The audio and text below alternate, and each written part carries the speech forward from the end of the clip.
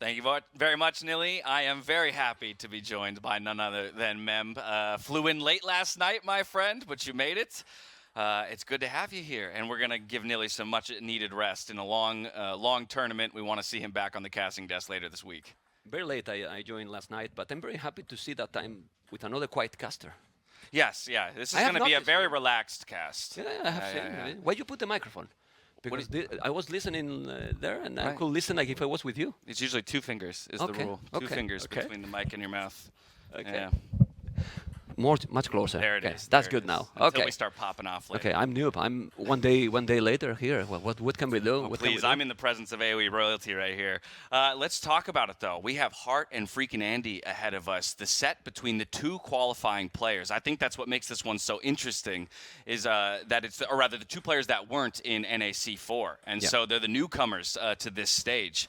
And both of them hunting for their first win in the tournament. And what motivation they might have, right? Like, I don't know if you feel that they can be also nervous as well, but I think they have nothing to lose, right? Like we were talking before. Oh, I'm certain there's an element of nerves, right? Just because it is such a big event and the biggest stage they've played on yet. But also to your point, right? They have to assume that they are the underdogs. Yeah. But that's where I would say this is the most important match for them, right? Yeah. Because you want to beat the other underdog and at least get that one win in the win column. We take a look at the maps. We're going to kick things off on Northern Crossings. The home maps there for freaking Andy, Canberra, and Brood War, Arabia, and Acropolis for Hearttt. I think those home maps make perfect sense for the play styles of these 2 players. And so Northern Crossings is very interesting to me because I would maybe give freaking Andy a slight edge there, again, in terms of play style and approach. I agree with you in that one, and also the other 2 maps for each. It makes more interesting the draft, right? Because you have to kind of secure your whole map here, right? Because if you make like a break point, like it was in tennis, right? You got a good advantage here. And talking about the civilization, we were talking that I really like freaking Andy draft. I'm a very big fan of his draft. Really? I mean, I think it's a pretty easy expectation that the first matchup is going to be Armenians versus Bengalis, but both of those civs incredibly strong on water and hybrid maps. We saw Armenians played earlier by ACCM on Northern Crossings, and Bengalis was banned in that set, but is available this time around. Interesting that we have Brood War again as an option, and we saw again Malay beating out Byzantines last time, so a possibility to go for Malay, but I think he has a couple other options as well there for Brood War. Yeah, I mean, Korea could. The good thing with Dundee Civilizations is that you don't know 100% in what map he's going to pick. Like, you can pick Malay in Northern Crossing, you can go also Brood War, but in Korea, then Slavs is the one that probably is more clear where he's going to pick, right? In one of those aggressive land maps, right? Exactly. But the others are kind of like what he's going to do. And then it's tricky for Hearttt, right? Very good flexibility in the civs for freaking Andy. I think for Hearttt, of course, some very comfort civs for him. Mongols is one of the ones I look at when I think of Hearttt, open maps, playing scouts, and that kind of stuff. I think Mongols suits him very well. But from there, Burmese maybe is the pick for Brood War. Yeah, I'm confused. I'm looking forward to see what is going to be with Burmese or Teutons, because you see Teutons like Tower Ras in Canberra, the map with the water in the middle, and then you want to surround that area, right? And get because that map kinda is a clone map, 1TC, go all in, you get castle, Murder hold for free. Yeah. I don't know. Murder hold for free is an interesting one, because that's very much, typically it's like a 1 castle for each player trying to control the middle. But then where you pick Persians? Because they have also the dog bonus, the economy. So Persians was the other option I was thinking about for Brood War. If you put the focus onto water, I think the only issue is, as I was talking to T90 about this just before the set, with Persians is that there are a lot of choke points on that map. Yeah. And because you're a more cavalry-focused civ, sometimes it can be hard to maneuver those cavalry the way you would want to when you're playing Persians. But if he does go for the water focus controlling both pawns, I think Persians, with their extra dock HP, could be really strong. I think it's going to be Burmese because of the bonus of the relics. Yeah. You have seen the generation in that map that it can be all over. With the relics, you all know or really know where he's going to be. You'll get an idea. You get an idea. You can focus completely on your economy, pushing your echo, then wall, because I don't know what you think, but Brood War, wall into fast castle? seems to be doable there. Oh, definitely. You know, It seems to be very and a doable, sneaky dock. but we've also seen a number of people choose to go for more aggressive approaches. I mean, again, just in that last set, we had Mr. Yo go forward without any scouting, just to place that aggressive dock in case his opponent was on the opposite side of the map, and it made for something very interesting. Yesterday, we had Jordan with just an incredibly aggressive approach to it as well. So I do agree with you. At the end of the day, I think Burmese is the most logical choice there. If for some reason he chose not to go Burmese, perhaps Persians. Okay. I think Arabian Acropolis, right? Those are so quintessentially Hearttt maps that I would expect to see Mongols played on one of them. And then what, Hindustanis or maybe Persians? The thing with Mongols is that if you don't make the early damage, they fall behind. Yeah. You know, fall behind. It's not that they're bad, you know. I'm not a fan with the Mongols anymore for how many civilizations we have already in the game and the bonus they have. And now Hindustan is that before the last patch was not picked anymore. Mm-hmm. Now it's being picked again. You know, you change small things and let's see. But focusing the game number one and Northern Cross, let's make a bet there. What is going to be? It's Armenians, Bengalis. Armenians, Bengalis, right? Yeah, it has to be. It has to be. Some people was telling that I'm loud. People don't notice that I'm not loud. It's that No, we scream. he's whispering right now. We will be loud in 5 minutes. Just you wait. They're going to say, move those microphones away from your faces You again. know, I will do it. I will do it. By the way, it's our first cast ever. I met you last night for the first time. I mean, This morning? Never. We didn't even. Well, I was no, back it was at this the- morning. Yeah, this morning. So you never know, seen before. So you will see, guys, we're gonna be total domination. it will be. Eh? Maybe this is the God caster pen. We have unmatched synergy or untouched synergy. Yeah, we'll see. Well, what I want is that they start already. Are they starting or not? Vodka, tell me, are they starting or not? I see a little typing. I think I Okay. see Hearttt typing. So they're not quite in game yet. But back into the point that is their first set ever in an offline event, it's crucial for them. And when the winner is gonna be incredibly happy. Oh, You know, yeah. so even if they're chill, when they sit down there, do you think those thoughts are going to come to their minds?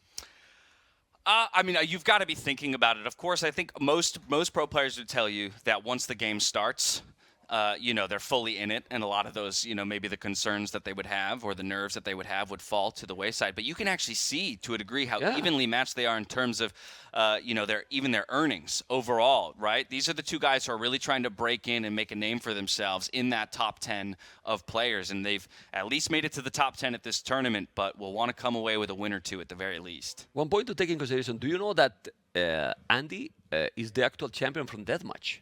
Yeah, Deathmatch World Cup. That's how he converted it from deathmatch over to.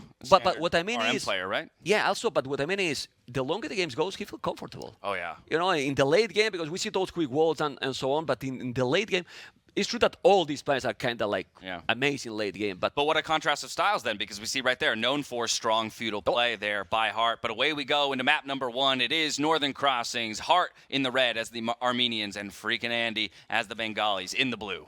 oh my God! Well, you were completely right. No Menstradamus anymore. How will we call this? That's them. Well, we'll create something. We'll get something wrong later, I'm sure. Okay. Sablu. Well, let's see the exploration. I think this is the good moments that we can check the POV from the players, Yeah. right? Because right now that there's not too much going on. This is freaking Andy, as you can see that he play as an orange. So the players have preference. He play always as an orange. It's a color that personally I cannot even watch. No, I can't You know? see it. I would never Exactly. choose to play that. I actually like playing as blue or red. They're very easy for me to see. But yeah, orange is the favorite color of freaking Andy. Ooh, a scout engagement underneath the TC. And does manage to dodge a number of the arrows. So I think it was a pretty equal trade in HP overall. Okay. I think we can go back to the observer. And, well, very important to keep the scout alive, you know. If you lose the scout at this point, then you don't know, even more, here you got the transport ship. You can transport in this map, go aggressive, the land. Don't know what they are going to do. And what do you think is going to be here the approach for them? Because both civilizations looks like comfortable for the late game. Oh, I think, yeah, extraordinarily comfortable in the late game. So really, I think it's a matter of, do we see an approach like we saw in the last game where one player prioritizes water and the other tries to end the game early with a singular, Castle Age land push, or do they both try to stack up against each other? There's a note about it on this POV. Somebody was taking draft notes. But you love to see that. They put the prep in. Yeah, that's the POV from Hearttt. Look at that heart rate. 136 in game one. Now I think we're feeling the nerves, Mem. You see? Let's go back because there's the note. Guys, the note, nobody see the notes, okay? Don't tell anyone, you know? But we see there the comparison. Both are quite high, but look at Hearttt, man. Yeah, he's feeling it. He's feeling it. I mean, that tells you that the pressure is on. I know he's got. He doesn't want to sober. He doesn't want. He doesn't want to show. Look at this. Did you notice? Wiping the sweat. What the hell? We are. What is here? 0 degrees, -1, -2. Well, not inside, right? Because here we are melting. I was gonna say we're under the lights over here. Anyway, they're pushing the deals already. For now, well, it's quiet. They're working in the economy. It's gonna be a fast feudal, fast castle age. In a little bit, we're gonna know the answers. Yeah, another dock moving forward. Ooh, a little pause here. Maybe Looks some like, admin in the room, perhaps. Maybe some technical problems. Oh, they might be moving the notepad. Okay. For the POV, right? Yeah, that's my guess. But a second dock, it looks like here. I'm gonna check as we dive back into the game. Yeah, I like it. Go ahead. Perfect. Yes, that's now it's perfect for Mr. Hearttt. You can see the speed, man. How do you play this fast? I don't know. Can you tell me? No, I'm a 1200 player, man. Yeah, but you know the problem. You're not a 1200 player, but I'm a 17 plus. I've been playing this game since I was born, you know. So don't feel same, you know. Don't feel same. You and I both. I'm older than most people think. Okay, good scouting though with these transports. That's very important, right? Because you need to locate whether or not your opponent's gone for the back dock or the forward dock, and we do have a difference there. It's Hearttt going for the safer dock in the back, and freaking Andy who's going to put the dock on the forward part of his base. Okay, and for now we see that that's a Villier already going. I need to still get used to the observer. You know, it's the first game for me, guys, but we will get there. We got an amazing observer, Mr. Vodka, that is so nice how he's mining now the goal, freaking Andy. So how about that? It's going to be Archer play with that villager. Maybe. Or no, he's going to make a dog there. Oh, he's going to make a dog there. Forward dog there. He's going to sneak there the galleys because I don't see the barrack yet. Yes, so I good think call. He's going to be a dog there. At the back, yeah, you don't see here any barrack. It's gonna be a dock, and then the fish is gone. Wow, the fish is amazing move here by Andy, that could take the fish right away. And if you get the water to Armenians, and Aveli, he doesn't notice that he has the loom. Vodka, that he has the loom. No, yeah, Loom just finished. He has the loom. Okay, yeah, got a couple hits before Loom finished. I'm not. He sure cannot kill it. Yeah, Scout needs to run, but now he needs to make sure he doesn't lead this Scout over. Yeah. Give him vision, right? Go away. Just don't come to that area. Don't come to that area. Yeah, he's doing already the fire galley. Yeah, he has 2 in the queue. Oh, he canceled one. Probably did another. Minute 30 till feudal age. All of these fishing ships are gonna die. I mean, he's sick. It's true that look at the resources for Hearttt. He already has collected a lot of food. He has good resources to go up. But if you kill all the fish and you go up, you're gonna go up with a very, very weak economy. Now, doesn't matter that you spotted. No, because what you can do. Yeah, he has the awareness of it, but it's not enough time to really make any decisions. Also, look at these heart rates, up to 150 and 130 right away in game number 1 of the set. Both of these players are feeling the pressure. It will be a barracks here for Hearttt with 45 seconds still to go until the feudal age. Then the one he's going to try, like, probably to land as soon as possible is Hearttt. He's going to feel like, I cannot compete on water. I think he's just going to fast castle. Yeah. But he's preparing for probably a stable transition. That's why he's doing the barrack. Yes. But still, let's see. I mean, the fish is going to be gone. Oh, but you need to kill the fish. He's going to take it. Yeah, he's going to take it. I mean, he's still not up, so it's still another 40 seconds to get a galley there. And then it's not worth it to make it because you're going to lose it. Yeah, he did decide to queue one up, but to your point, all of these fishing ships are probably likely to go down as more fire galleys are on the way here from freaking Andy. He already has 3 on the field and another one in the queue. It's a market and a stable there for Hearttt, and he'll soon be on the way to the Castle Age. But now is, in my opinion, a great position for Andy. What Andy should do, wall at home. You just wall around to don't let the other player land. He cannot also land because the water is under his control. So this is a great position. Remember that Bengalis give you two villages extra. We can check the civilizations, by the way, and you will see all this. Now that they are not taking any fight. One is going to Castle Age, and the other already did the damage on water. Oh, yeah. Tons of damage on water already. Although, we did get that extra fire galley out, and he's done a good job to keep the fishing ships alive, at least for the time being, but they won't live for too much longer. Castle Age click is already in, 2 minutes to go until he gets there. Taking a look at the mini-map, it does look like freaking Andy's slowly getting those walls up that you're talking about. He'll need to make sure he's got himself protected in, 1.5 minutes time when the knights start coming out onto the field. And why is Hearttt going for the fast castle? What these civilizations can provide? Well, in theory, they are great on water, but this civilization also can go crazy on land with the infantry. But he's going stable, so at the end, he's going to try to probably come back on water, I believe. Oh, definitely. I think you go castle, you wreak a little havoc on your opponent by putting pressure in the castle age, but you can see he's already getting other docks up to make sure that he has a way to get back on to water in the future and contest. Taz, check the population. Look at that, the population already 48 over 33, and check the resources for Andy. He's about to go up to castle age, and now he only need to hold this area. But this triggered me a lot. Now he's doing the gate, but why you didn't do it before? Imagine he's committed inside with more than 2, and then the advantage is kind of gone. Yeah, luckily your opponent's not quite in castle age, right? If you see that castle age arrival, then I'd be concerned that the walls aren't up as much. I've also been impressed that he's continued the fishing ship production. So with full control of water, he's almost got 10 fishing ships onto the field, and that's where all that eco advantage is coming from him. Already on the way to the castle age himself, only 2 minutes behind his opponent. The walls are coming up just in time, I think, as the scouts come in. Whoo! They do for the viewers. And not for the casters, They wanted us to get hyped. Yeah. Well, we don't need to match, We don't need to match for that. By the way, I'm very worried. If there's a hospital close here, I mean, I'm worried about Hearttt, man. 143. What is this? I want to think that it's APM. I know, right? Ooh, I it's like APM. that. We'll think of it as APM. Okay, APM. Both of these it's guys. APM. Oh my God. Lightning fast fingers. Okay, 52 population, 34 dash, and he's up to castle is 1 minute away. How you come back from this if you're Hearttt? Because really, I mean, he's doing the second TC, he's doing the right approach, trying to boom and get some economy going. He's 34 villas still, but now he's going to get another 2. It's like he's heavily ahead right now. Yeah, and he'll be able to continue to boom as well unless more knights come forward, because just 3 light cav, you could just keep walling those out. You don't really have to build any military to deal with those. Yeah, well, he's doing the barrack, but like you said, maybe you just don't need it. Use a monastery. And he's Bengalis monks. Yeah. Well, let's see. Maybe he want to make a counterattack since you got the water. Fortified church there for the Armenians.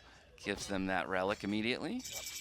Okay, still with the light cast. Population, it's not getting closer anyhow. No. 38, 57.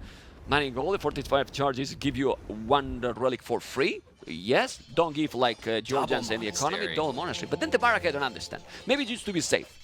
Right, in case that he's breaking in or you have a hole, you can make some spear, but that's it. Yeah, just in case any of those light cav did get through, then you could protect your monks just a little bit more. Fire galleys here, queuing up. I mean, it's 3 fire galleys versus 2 fire galleys in a demo. If you get a good demo hit, it could be good, but already with war galley coming in, the monks will look to push it away, though, just in time before the dock goes down. Yeah, I really think that knowing these players, I feel that the mechanics from Hearttt are better, are stronger than Andy. But Andy put some very interesting strategies. I was going to say, I think Andy is the more creative player between the two. But if you maybe were to stack up pound for pound in terms of just player skill, Hearttt has a slight edge.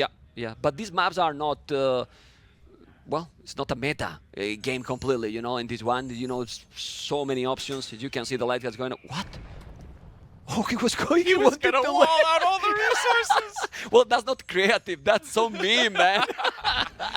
But he gets pushed away by the monk in the end. It's now 3 TCs for each player, by the way.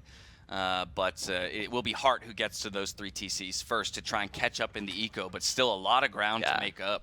Anyway, the booming is going now for Hearttt. You can see he's catching up, man. 30C already.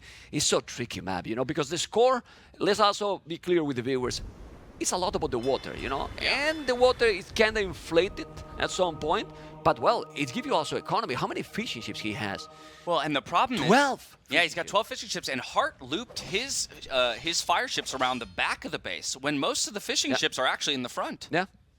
Yeah, can we? I don't know if we can he's see got 5 here. The POV from Hearttt, but maybe Hearttt didn't explore the forward dock. He has vision of it, at least with the scouts. Yeah, he has the scouts there. Yeah, but you don't know where the fish is. Right. Yeah, you don't know where the fish is. But the sanity already. Better fire galleys here are going to, or fire ships rather, are going to take out the fire galleys. Yeah, easily. So, saves the fish. I mean, freaking Andy's in a phenomenal position from an economy perspective. Okay. Sanctity coming in as well for those Bengali monks. Needs to run. to avoid any conversions here on the ships. And he got loses one. one in the end. It's not what you want. It's really not what you want because it's the way that you can make that Hearttt come into the water. Look at the numbers now. Obviously, it's not on water everything. He has 4 light casts, 3 monks, but it's raining less, like I like to say, and the population is getting a little bit closer. Villa's number is the same, but the difference here is the fish. Problem is, if you lose the fish now, all your advantage is gone. Well, and that's why I would expect, right? Armenians at some point, they have to make a really big push on water to try and equalize in that regard. And so those numbers are slowly building as he continues to pump out fire ships and fire galleys of his own. The problem here is like, I don't know if there could be, since there's some crossing, you know, that's why it was changed the original name of this map. Why not some raiding, some, you know, maybe a stable, you make some like as yourself. I'm talking now from Andy because he's letting Hearttt kind of boom and recover in the game. A little bit. Some distraction. Yeah, I think unless he thinks, right, I'm Bengalis, I've got 3 TCs. If I go to Imp, my eco advantage is even greater. Maybe he just thinks he's already secured enough of an advantage that he can go to the late game and win it out. But I do agree, especially since you're fully walled at home, right? You're not going to take much damage. Anything. Go ahead and send a couple things forward. I mean, I'm not talking a big investment, you know, like a little bit, just make distract. Well, he's coming with pikes. He got even the Pac-Man upgrade. He's bringing the relic for the long game. He's working for the long game, that's for sure. He's going to lose that monk. He's trying to block with the galley, but he's not able to do it, and that monk is down. Yeah, at least gets the relic back to the home island, but we'll have to invest in another monk in order to get it back. He's got 2 over there now who can make their way. The Pike's chasing the light away. Here's the dock and water investment that we were looking for from Hearttt to get back into this. But that's the issue here. If now you are not having a lot of galleys there from Andy, your advantage will be gone because it's 4 docks in front. You can take all those fish down, and it's 14 fishes even creating another 3. Right, and that's a lot of wood investment. If all of a sudden that disappears and you didn't get the value back in terms of the food, then you could be in trouble. 33 on food for Andy, 25 on food for Hearttt, so they're pretty close in the economy. A lot of floating wood, though, for Hearttt that I want to see invested into those ships in order to get back on water. Here he comes forward now from both sides. He's going to try and pincer around the front, Mem. No, he's taking a good demo, but didn't kill it. Now he's coming. What we were talking. Where's the fish now? He's going to the damn hell. Look at that fish going. And even if he's not killing, now it's not working. That fish advantage is kind of gone. Still, 34 on foot for Andy. I think that he's missing a little bit on goal. Only 5 is not the note, but he got 2 relics right now, which is going to help him to gather the resources. Well, going up to Imperial here is key, but the aggression is coming. Siege Workshop on Hearttt Island. Yeah, definitely losing ground on the water, but look at that res collected. 3,000 more res already in this game for freaking Andy, and that's what those fishing ships and the Bengalis economy has gotten for him so far. He is losing ground on the water, gets a couple good snipes on low health fire ships in the 1v4. That was a good one, and look at the pikes now. He's going to try to raid. Not the best units to raid, but well, he's still being annoying. 4 monks there to convert. A fortified chart that he can garrison those villages and then take some damage. There's 2 villages and also the monk. Well, he's 1 village, and he's going to make the siege or not. Resources, though. Redemption, even. I will make a tournament here more than redemption. I don't know what you think. There's a lot of monks from red. Redemption is interesting. Do we even see siege from red? I don't see siege. No? We have siege of our own, so maybe if your opponent has redemption, you can convert it back. But kind of mind game in that situation, right? Well, we have the whole vision. He doesn't know exactly what his opponent is bringing on the table. Horse collar and wheelbarrow now. Okay. A little later than you'd like to. That's something. That's something. Andy's about to go up to Imperial, but military numbers or Navy numbers here is going dramatically down. Is losing quite a lot. And these kind of maps without map control don't want to be in that position. Has to be careful. Yeah, from 17 fishing ships down to 10. Still has a few remaining. I think he just clicked Imp. He had 1,000 food and it just disappeared. Yeah. So it might be behind one of those villagers that's currently queued. It's up. But in what you see? We need to find it. There you go. There you go. Imperial Age already on the way here for freaking Andy. So he's given up a lot of ground in order to get that click up to the next stage, and he's going to have to utilize the advantage of the Imperial Age technologies to get ahead again. Castle, I'm impressed with the observer, man. I was telling I will have to communicate with you. Really, man? I'm not even messaging him directly, and oh my goodness, he's not too far, to be honest. Guys, he's so close. He's Say nice close things, to he's us, right you know? there, Yeah, exactly. he's touching our hands. Okay, look, the heart rate's starting to come down. I feel like they're settling in a little. It's still high. Still high, but starting to come back down. More docks on the front here for freaking Andy. So he does want to contest on water once again when he reaches the Imperial Age. Bodkin as well, and the next gold mining upgrade. Really good job on the upgrades for him. Where to do the castle, though, if you are now Hearttt? Because we see that he's on the way to Imperial. He doesn't know that his opponent is up yet. So forward castle, defensive castle, go to the middle, because this is the point now. And population, look at this. It was looking that Andy, it was ahead for the whole game. I think because of that Siege Workshop. If that Siege Workshop wasn't there, maybe you come forward with it. But because of that, you just want to have at least one defensive position. Well, but Bengalis don't have bombard cannons. That Siege Workshop, it's... Well, but you don't know. He doesn't know probably if he's gonna come from there, right? Oh, he changed. Oh. He switched into the dock, and now this is a very important castle from Andy. Going with that castle in the middle and taking all those resources. Who's having now the map control is the Austrian. Yeah, and now that's actually a very scary castle position for Hearttt, because Trebuchet's forward enough would be able to range it. They will be shooting uphill, but this is a great position for the player who's going to be in Imperial Age first.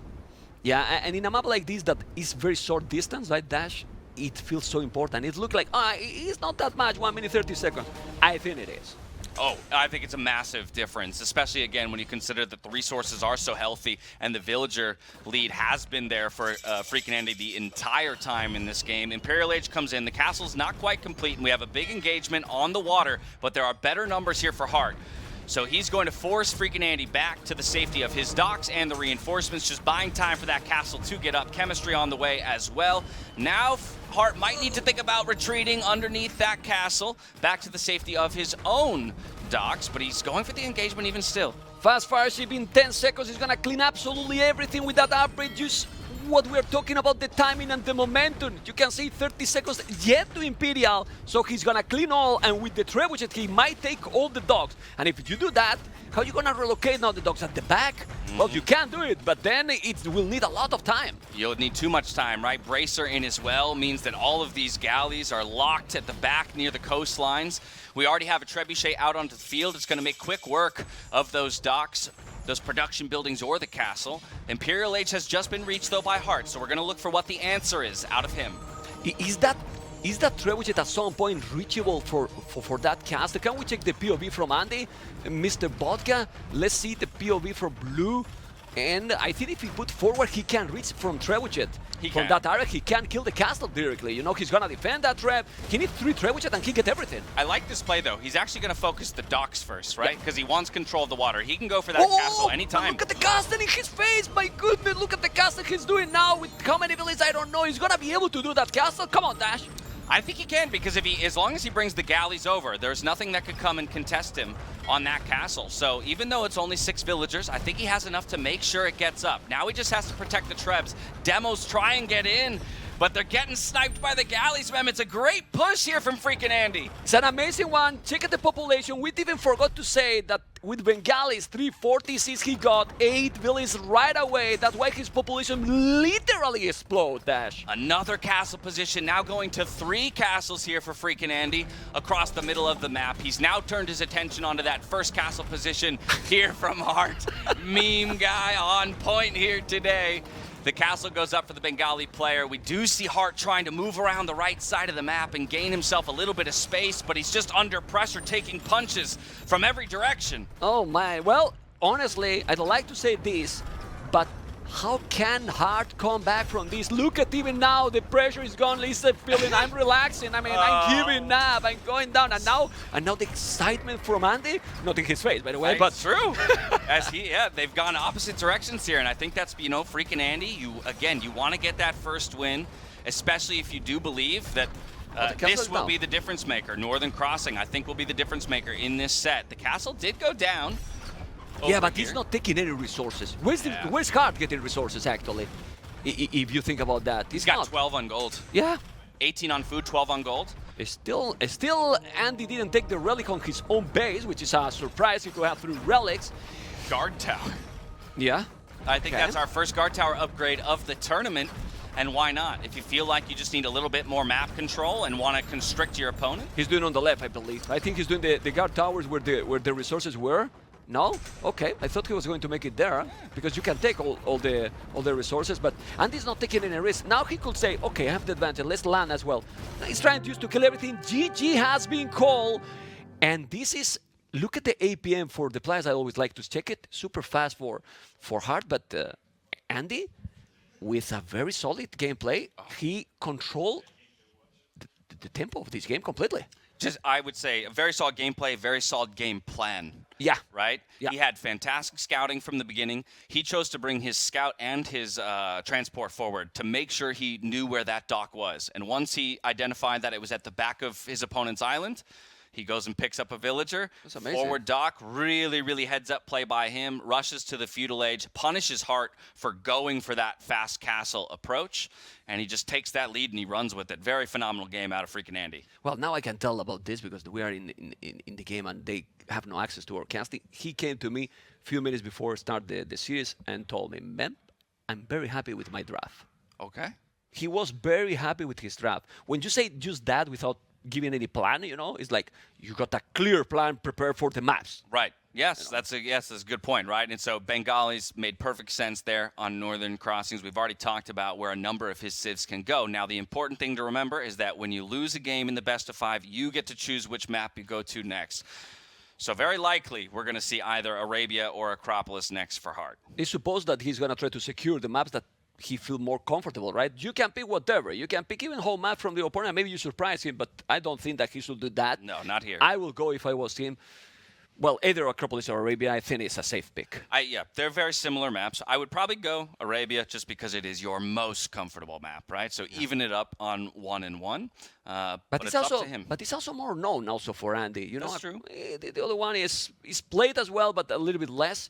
You know, it's true that Acropolis, I don't know, it probably is lower. So you might be right. Arabia here, it's I was confused for a moment with the image with acclivity. You know, because it could be that more aggressive. But no, Acropolis is a little bit slower. You tend to wall also more, and they are far from each other. So let's see what is going to be the map, and as soon as we know. Civilizations that can be. Well, if it's Acropolis, I feel like Slavs and Georgians are both very good on those open maps. Yeah. And playing in kind of cavalry situations. Of course, Malians are just such a diverse civ. You could play them anywhere, but more likely on one of the hybrid maps. I forgot how enjoyable it is to cast live on site. Isn't it nice? Yes, you know, and maps, I'm not a super fan, now that nobody listen. I'm not a super fan from the water maps, but the previous game and talking here live, awesome. Yeah, love it. It's just the energy of the event. Yeah. It's give you know, I got infected. Not only do I don't need to get infected too much, you know. Not only do I love the casting in the live environment, but one of my favorite things is just once I'm done casting sets, go sit on the couch and listen and to talk the about different pro players, right? And to pick their brains, right? When you ask them about, okay, why this instead of this, and it's such a great learning experience, right? Except if it's doubt, you know. Except, well, we don't ask doubt questions. No. Doubt. Why you pick God in Rocky Forest, and then why not? Why not? I'm going to pick. I don't ask doubt questions because I know that Nilly will ask doubt all the questions. He'll say, "Why did you pick that?" But he pick, and you know the thing. You're gonna still pick it, you know? Oh, he'll do it again. I mean, for sure. It's going unlucky. I was just unlucky. We go again. Okay. It was right? And Mongols. Ooh. Okay, Hearttt with the Mongols. We have freaking Andy with the Georgians, and we are going to Arabia, the most known map in all of Age of Empires 2. A very comfortable map for both of these players, but I think it is absolutely Heartt's bread and butter. So he really does need to get it done this time around to even it up at 1 and 1 and not fall too far behind.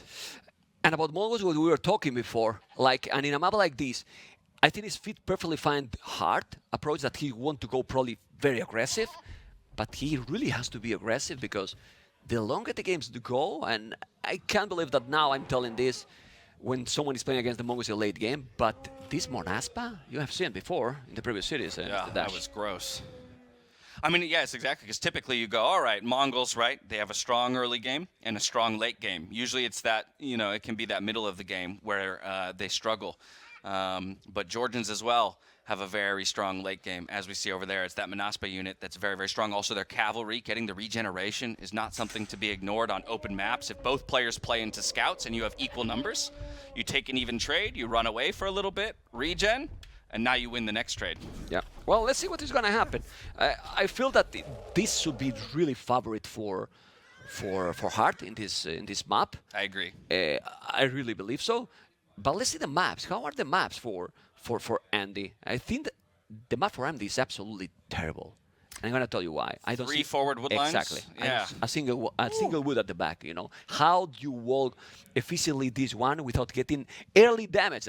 What we are talking about the Mongols. Yeah, he has almost nothing at the back of his base. It's just that one stone.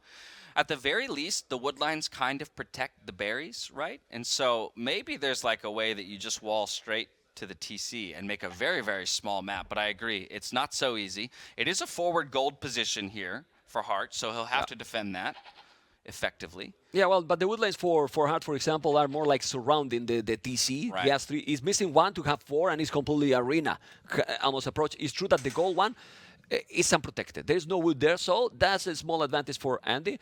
What I like from Andy map is that the goal is between the wood and the TC. That you can see very close. So if you will, like Vodka is selecting here, you can protect that main goal very well. Exactly. So yeah, so it could just be a very like, oblong and small map over here for freaking Andy. For Hearttt, he's happy to have the back wood line and the back berries. Look at this, the early.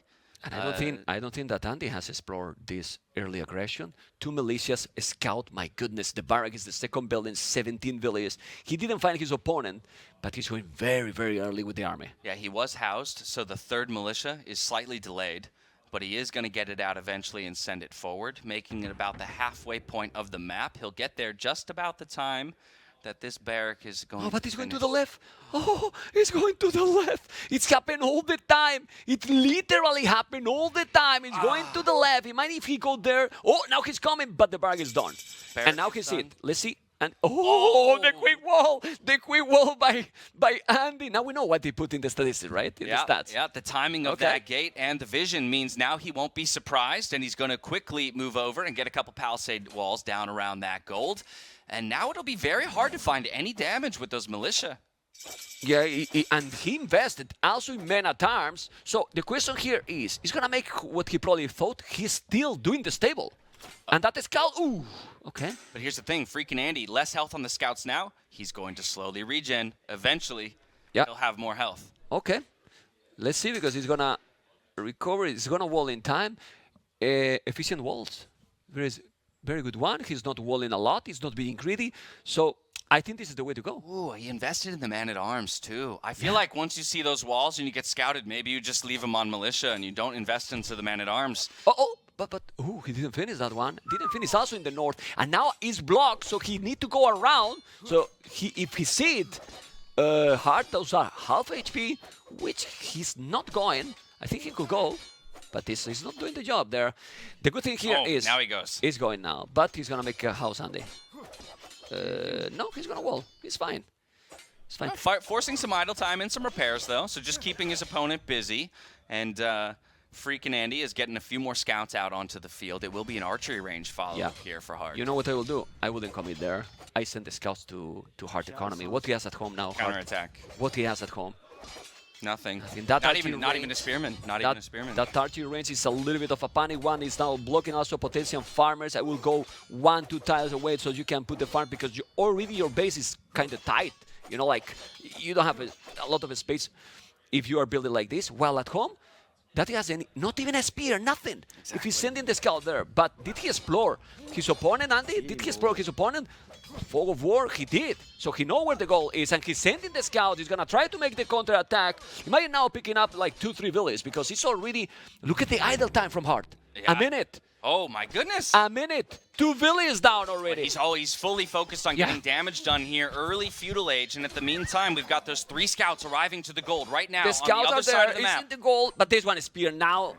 This is why the decisions here, it has to be so quick. You wait 20 seconds, and what you were missing is not missing anymore. Skirmishers trying to defend against the man-at-arms and the archers. Another house wall behind here, making it very messy, though, around these berries. And again, it's such a small map for freaking Andy. It's going to be hard to find space soon.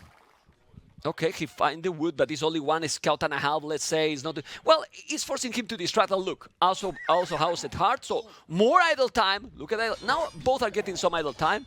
Not getting any damage, or not too much damage, but not the smoothest economy possible. You know? Yeah, I mean, not damage, but that idle time is damage. It's a 2-villager lead here for freaking Andy. 27 to 20, well, now to 26.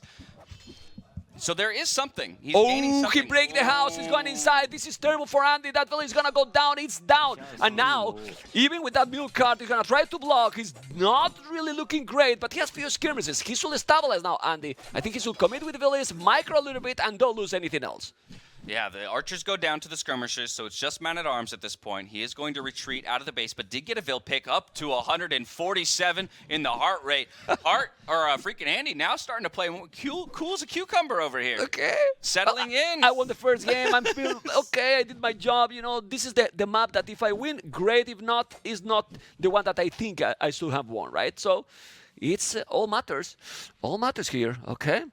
Now he's trying to wall. I was going to say, I like these house walls, kind of walling towards the TC like that. Still not completely safe at home, but there's no counterattacks coming. All the focus right now is over here on Andy's base as he's playing defense with skirmishers still.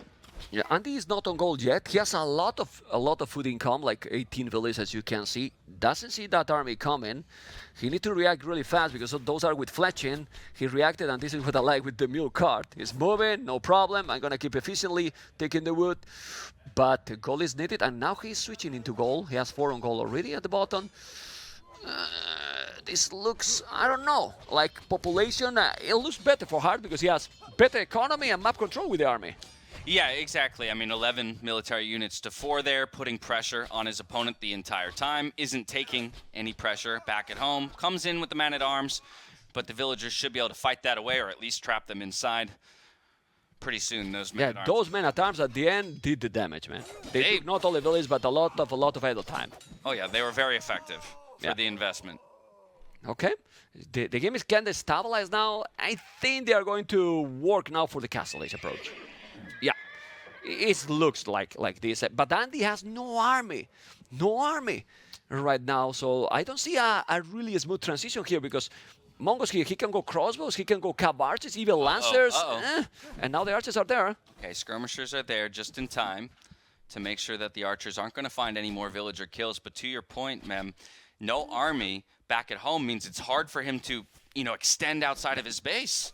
Meanwhile, back at home, Hearttt now gets all the time in the world to slowly wall up and feel very, very safe. It's not even walling. Look how safe he's feeling. That's how safe, yeah. He's really feeling safe, He take all the army now, and Andy got 1 skirmisher dash. 1 skirmisher, but he did get the market up. Sold 100 stone for gold and clicked up to the Castle Age.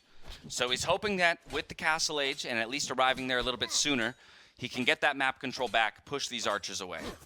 Well, good thing is that he is still with the same village number, so if he's doing now extra town centers, depend what is the approach here from Hearttt, a siege workshop can be used fine for the Austrian. Is it a house? No, you cannot make the house. It was a hole, man. And the kid just made the palisade. Okay, he realized in the last second. But you can notice what we were talking in the previous game, like mechanically, you can feel how Hearttt is putting all the pressure, because this is not, it's a strategy, but it's mechanics. And also, it's the pressure from Hearttt, but it's also the map of freaking Andy. And he's abusing the bad map from freaking Andy. That's credit where credit's due. Hearttt has identified that my opponent can't get gold if I camp out around here. I've surrounded him entirely with ranged units. He's making it very difficult for Andy to make any decisions. Yeah, because if also you make a tower to defend and put away, then you cannot go up because you cannot use for the market. Right. You go behind in the economy, and with all these archers, I'm going very aggressive. And he's 1 archer range, right, Vodka? Like Hearttt has 1 archer range. All this pressure with 1 archer range. Now double stable lancers. Well, lancer, knights, camels, whatever. Anything he wants, right? And look at this, it's just back and forth with those villagers. The worker efficiency has to be terrible with these wood lines. The mule cart is great, but it's not magical, Well, thank God for the mule cart, because they can go with them. But it's still not a position that you want to be in, right? A scout even finding its way into the base just to get a little bit more information and make things difficult. Look how many villagers he's polling.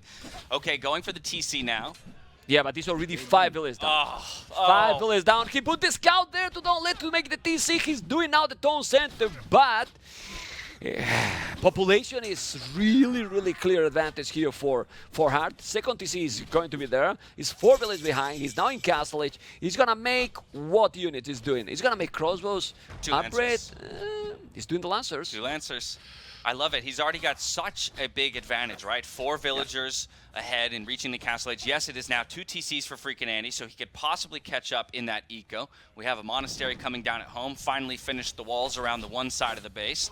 But Hearttt feeling very safe and continues to hold the map pressure. I'm trying to think a way that he can do something here. And the only way is that he's putting so many villages on goal, as you can see. I'm going to try to make monasteries, I believe. Yeah. You have to go monks. And a couple knights of his own, right? Yeah. Maybe for raiding, but at home you need the knights. The monks, sorry. He needs the monks. The lances are already inside. He doesn't even have the building yet. I don't know what he can do, really. It looks too hard. It's true that now that it's also give you economy bonus and a little bit of protection, but except that he's raid now great with a couple of knights. 2 on food. 0 food in the bank. Yeah. He can't even make knights if he wanted to. Well, that's why he's doing the market reviews. You know, a lot of on goal will buy resources at some point. We can check in the stream. He's taking a villager there, but not much more. You see, he's buying the food. He's using the market. It's the only way for now. The thing is, he keep on 40 villages. Same village that his opponent, which is crazy, you know, at this point. That is impressive, but look how many farms he's not being able to use, right? And again, so it is full gold economy at the moment, and it's going to be full market abuse. At this point, Hearttt feels like he's maybe done enough damage, has enough map control that he can now go for a second TC as well and make sure he doesn't get too behind in the villager production. But a much healthier economy here for Hearttt, much better units overall for Hearttt when it comes to those Lancers now out onto the field. A great raiding unit, fantastic for picking off skirmishers as well. He's ahead in village, man. Explain me that. I've been casting this game for 10 years, and now he's ahead in village with that economy. That's impressive. Mean, seriously. Remove the market! Remove the market! And I love Andy, you know, but remove the market! Anyway. Then Doubt doesn't have a pro career anymore. Oh, they're going to think that we're Doubt haters? I love Doubt. You know, I love Doubt. But then you can't take the market. That's true. Okay. That's true. The market stay. And look at that. 3rd TC as well for Andy. I'm amazed that he's able to get onto a 3rd With TC one farmer! With one farmer, man! One farmer, seriously! Okay, 26 on wood, 13 on gold, 3 farmers, amazing balanced economy. Okay. I just don't know if you can boom your way out of this, you know? I like the effort, but I don't know if it's going to be enough. Okay. Well, if he keep these numbers in village and then start to make the farms, be careful, man. Be really careful, because right now, Hearttt still have a lot of farming, but is he attacking? Now he's slowed down. Yeah. Surprisingly. It's a really good point. Yeah, he's only producing 1 Lancer at a time, right? So he's not over-investing into military. He's left his archers as feudal age archers with just fletching, only invested into 1 armor upgrade for those cavalry as well. But he is now going to a 3rd TC too. And so this becomes the question, you know, has he done enough as the Mongols that, because again, 2K res collected more, right? Even though their villages are the same, there are far more resources over the game collected. I mean, efficiency, there is no way that Andy has been on point compared to Hearttt. But 3 TCs, the thing is, with now 6 villages more, if he just makes some siege workshop, having the amount of monks he has, if he controls those, but this is the problem here. You need to be perfect with the monks. Now he lose all the monks, and that might be the game. Because, he call it. Wow. He call it. He feel that I cannot do anything anymore. And he lost all those monks. I was expecting him maybe to try a little bit more, but the economy advantage was there. But you said it, right? You said in that situation, when your entire economy is gold, the only unit that can really get you back into it is the monks. As soon as you lose those 3 monks that you've invested into, you don't really stand a chance. Yeah, because if you're going to make more monks, then how you buy food to keep going and so on, you lose. You cannot compete at all. You can't really not compete at all. But perfect 2 games to describe these 2 players. Oh, exactly. Both players have won in exactly the fashion that we would expect them to, on maps that we would expect them to win on, and we're evened up at 1-1. Hopefully that allows Hearttt to settle his nerves a little bit, and now both of them are feeling comfortable in the set, and we can go the distance all the way to 5. Okay, and now let's see what he's going to pick. I think we're going to see Canberra. You think Canberra? I mean, I Over think Brood so. War? I think so. Well, I would love to, because this would be our first Canberra of the main event. Okay. It wasn't played yesterday? I mean, no, I don't, unless I'm wrong. I'm sure stats will check me on that, but I'm fairly certain Canberra was not played yesterday. It may have been picked, but unplayed. It's a clown map. It's a clown map, you know. It's going to bring some wild stuff there. And if it's happening, I think can be whatever. Well, like this, I don't fail. You know? I would love to see Koreans. On It might be Canberra. Koreans. I think Koreans. It might be Koreans. It's. I mean, I don't see Koreans in any other map. It's true that you have 6 civilizations, you know, but if we go into that, Slavs might be for Acropolis, you know, and then the others one are more for Brood War. So Exactly. it has to be Korea. Yeah, it could be like Malay for Brood Yeah, War. Or yeah, something yeah. like that. Yeah. So. No, but they have Malians. Malians is a good civilization, but I don't see Malians on that map. When I think about unique unit and one TC, one castle unique unit, Koreans, Yeah. war wagons are just so powerful. But let's see, we'll get our answer. It's Malay versus Teutons. Ooh. Okay, we are not going to play the lottery, you know. You don't No, play lottery, right? Me that's either. never. That's why. Oh, my goodness. Okay, This is also why we're not pros. but with Teutons, we were right. We mentioned about That's Teutons true. in the previous game. Malay give you here a lot of timing. Yes. A lot of timing, and it's super, super close. And imagine if you get the water control and fish traps with Malay. Yeah, if you do manage to hold Wow. control of that center pawn, or even do one dock back at home, right? A little bit inside your base. I see a castle and Karambit here.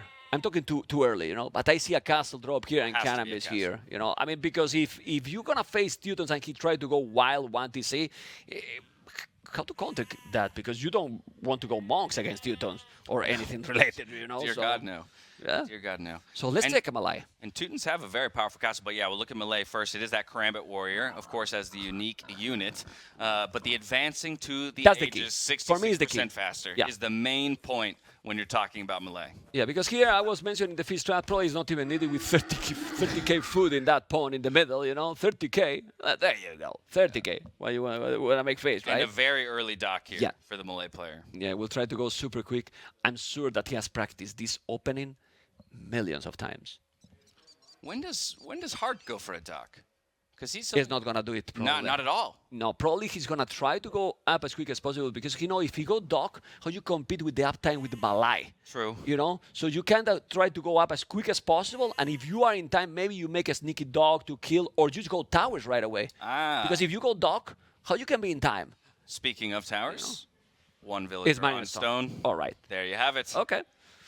And why we're talking about this, you can see the bonus they have, you know, for the beautiful Teutons. That the Viper love it. He loved the big Teutons, but in different approach. Yeah. You know, you Yeah. see the players. You know how is the players in the tournament? They all can use the civilization, but completely different. Yeah, different murder maps. holes for free. Towers being able to garrison twice as many units means more safety if you bring villagers or even military units forward.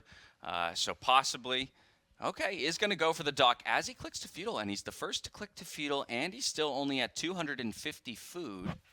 So even with the Malay, he might not get to feudal age first. Well, if he click now, he can be also in time with more villages. Let's check now. This is hard point of view, as you can see, guys.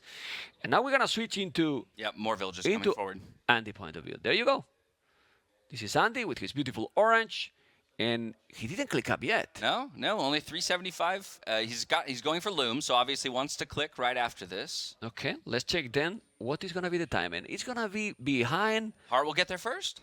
No, it's gonna be hard first. Yeah. That's why you make the dock after, you know. And now coming with villas. Oh my God. There you go. Canberra has indeed not been picked before in the main event. In 4 out of 6 drafts so far, players have used their first ban on it. So it's been a very highly banned civilization. Look at that, though. The Malay dock vision You see everything. comes in really handy here. And Yeah. he won't be surprised by the 6 villagers coming forward, but it's going to be... Are we just tower rushing Yeah. the main base? Yeah, probably. I mean, and he doesn't really know that his opponent is gonna be 40 seconds It'll be dock behind. first. You know, so now make the tower there, close Yep. to the dock. And then go towards your Yeah. enemy's base. Yep. He has a stone already to make another tower. This strategy is amazing from Hearttt. What is gonna be able to do now, Andy? I have no clue, to be honest. I mean, not gonna try to pretend like I know what he's going to do, because right now, you can put all those villages on the tower. You might lose the fish. It looked like he was coming forward for a second dock. Now bringing more villagers from... To make the dock, because he can't do it if he's not bringing more. He will have to do the dock pro. Oh, do you want a tower war against Teutons? No, but that tower is to defend the fish somehow, to don't let him get the fish, but now he's attacking his own base. I don't know what's now Andy going to do. He's mining gold, but not the stone. The mining camp is great because he's, you know, access to both resources. But, oh, he didn't finish. He's doing the tower. As I'm telling you, he's trying to defend the fish. What happened? Why he's not doing galleys, Hearttt? That's a good question. He could have made one, right? He has no one on gold, one. but he could have made one. Maybe he want to keep in case that he's doing fletching, because if not, he's not gonna have for the fletching. But he has also now the mill. Okay. I think the fletching is the right call. He just needs the food in order to get to that. So he's going to repair the tower, and he has a few garrisoned, battering away at the gate here, and gets another tower up. As soon as he gets through, he'll continue on with his tower push. Freaking Andy, no villagers on stone, and he's repairing. So eventually he will run out and won't be able to repair any longer. I mean, the good thing is that he can switch very quick into the stone, because the mining camp has access to both resources. As you can see, you can go for a stone, but he is doing a tower on his face, and now Andy basically has no base.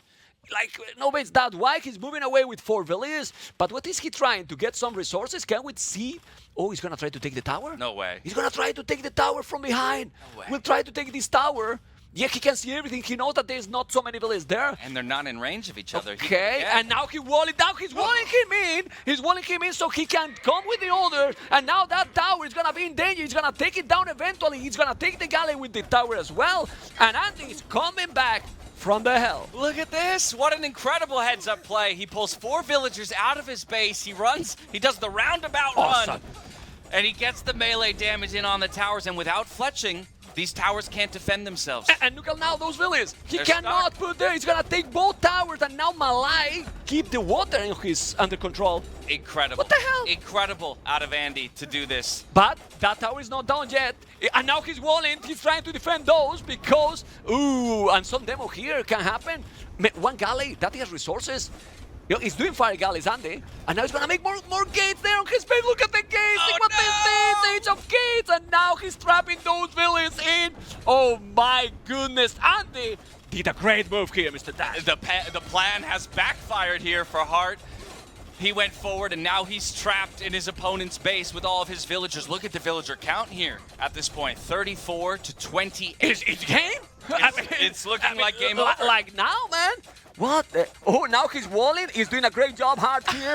But now there's another gate. He's walling, and now I'm telling you, if he's able to do a tower there, how many villages he got there, Vodka? I think there's 5. 5? 6 villages. 6 villages not working, not doing anything. Oh, they're essentially dead. Consider them dead. He has 23 villagers. Do you think we are screaming? No, we're still whispering. Okay. They haven't heard us scream yet. This is incredible play, though, by freaking Andy. I didn't see this coming. I did not. I didn't see, because I thought I was sending those 4 villages. Look at Andy, 151. Now it's not quiet anymore. He took care. That was insane. The heart has to pump so much harder to get all that blood to his brain because he's such a genius. Call the ambulance, but not for me. But not for me. Oh man. Well, he's doing the tower. Remember that he can put the 6 villages because Teuton's towers, but he's still trapped those villages, you know. And now he's gonna take the tower down when he's doing the gate. I was gonna say he did the gate, so and he has a galley also. The tower is still not tapped. But his micro in the village is still 80%. He can't make that tower, and now Hearttt, he's trying to keep in the game. Yeah, that's a good Vil snipe, but unfortunately the villagers do get in and they can start battering away at the base of that tower. So even still, these 6 villagers here from Hearttt are essentially useless at the moment. And freaking Andy is back onto water with those Malay fishing ships. But another tower for Hearttt now trying to get the fish here at the back. He's still fighting.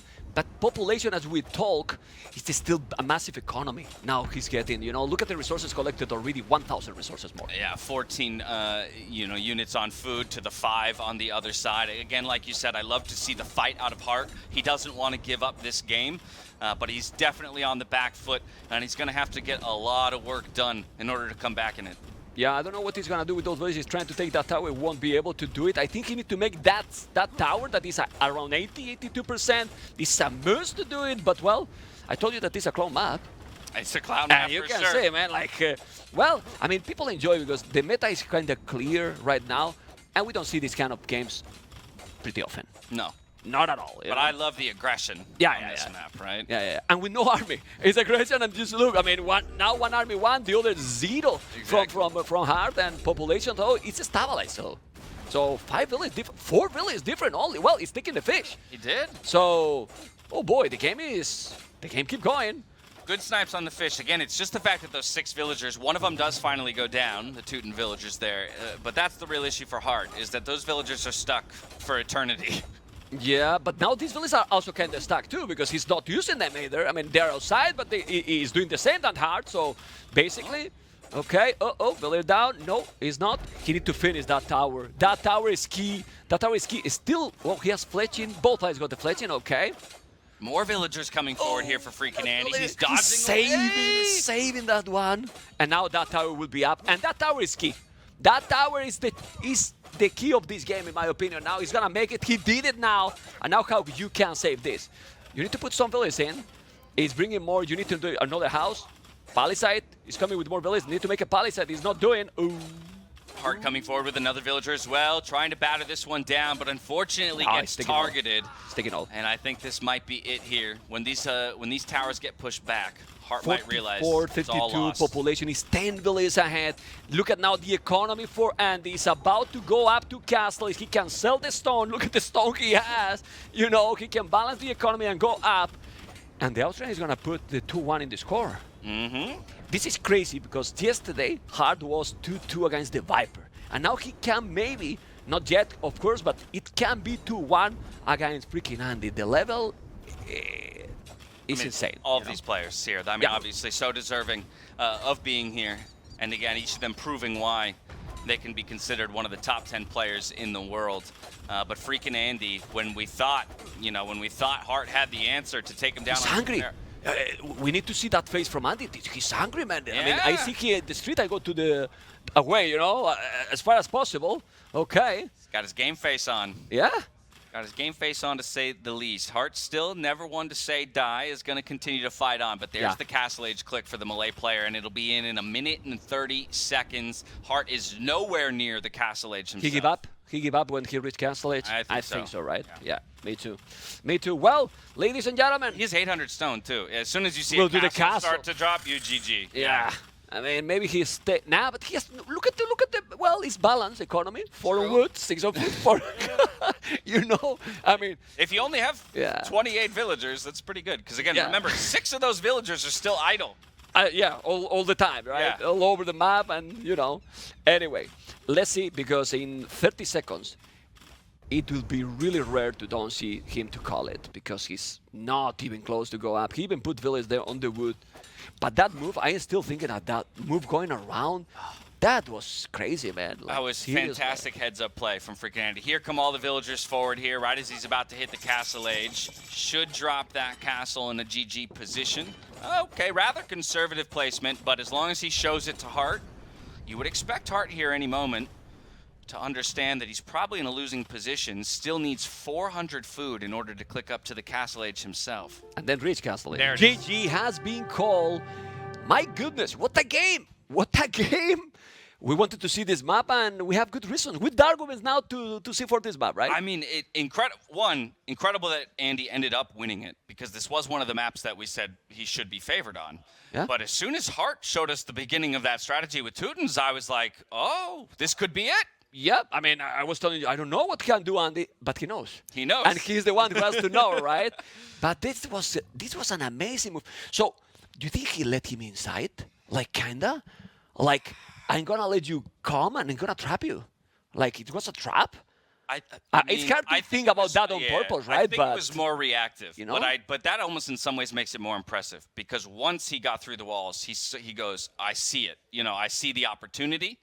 And he had to pull 4 villagers off of his wood line, run them out the side gate, all the way around, out of vision. And then he had to run under under towers to do it. Because if he has plan, I don't want to be enemy of these guys, you know? And you don't know if your opponent's researching fletching. Because if fletching did come in earlier, now all of a sudden, some of those towers might be able to defend each other. I don't know if he should have done then the galley earlier, Hearttt, because he could have prevent the economy even for his opponent, because he was having an advantage, but the feast was still working for Andy. I don't know, it's very hard, you know. Or even just 2 towers around the center first. Right, just so that you totally control it with 2 towers, then maybe push into the base later. But just take the fish away, like you say, entirely, either with a galley or 2 towers around the lake. Don't keep pushing forward so quickly. The point is that we asked to the chat from the 1 to 10 how much you have enjoyed that game. Mr. Das. And the chat, come on, we need to see the that's, spam. that's up there. That's 8 or 9 for me out of 10. Right. Because, I mean, you just don't expect the game to play out that way. Yeah, it was very, very nice. You know, it was really, really nice. You know, Yeah. I would put that. Oh my God, we need to see. I love the spamming. You know, I put the spam in there. You know, there's always some troll that put a 3. You know, 10. Jesus. you know, a lot of 10, man, a lot of 10. And now he has to go for Acropolis, right? Can we see a 5 game This here? is the interesting situation because a number of people that I've spoken to at the event, they say in this situation sometimes they would actually go for their opponent's home map because if they win it, Yeah. they want to end on their own, right? So you say, I already have to win both maps anyway True. if I'm down 1 Good to 2. point. So Yep. I'll go to your map, and hey, if I lose, it's 3-1, oh well. But if I win yours, then we end on mine where I'm the most confident.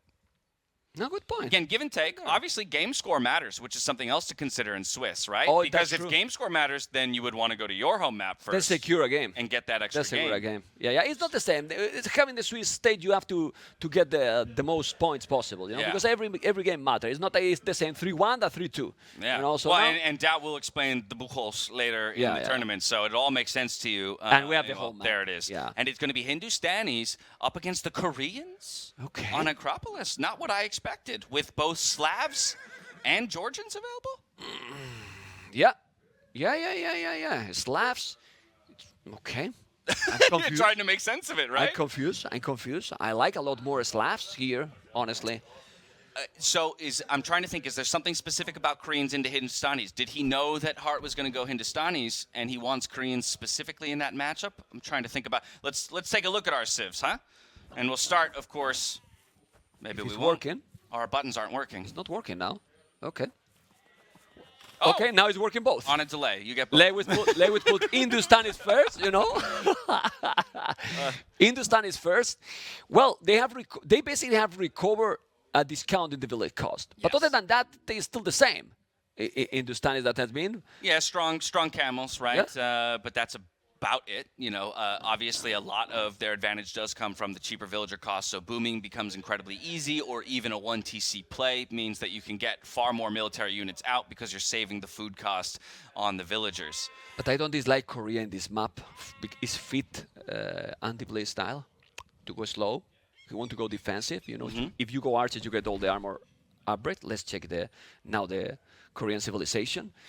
And I don't know, imagine just going for some towers defensive or even forward. Since your opponent don't have knights, you know, it's not the same having the camels, even if they attack faster. Yeah. We are going already into Castellate, and then maybe it's going to be a very feudal aggression. The problem, and that's why I'm going to Castellate, look how far they are. Very far you know? apart. Very, very far, you know. And it's not super easy to wall, but not impossible to wall. Definitely not impossible, but we've seen a lot of aggression in Feudal Age on this map so far in this tournament. And, you know, that's, again, where maybe some early towers for Koreans defensively could be very useful, especially when you go out to those wood lines that are down below your base. Look at Teutons, man.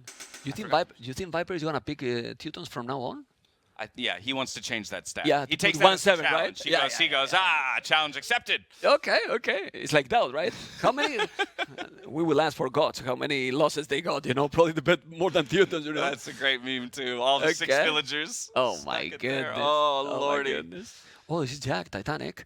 Okay, let's take now Hearttt point of view. Can we have the POV from Hearttt? It's not what? Okay, now it's here.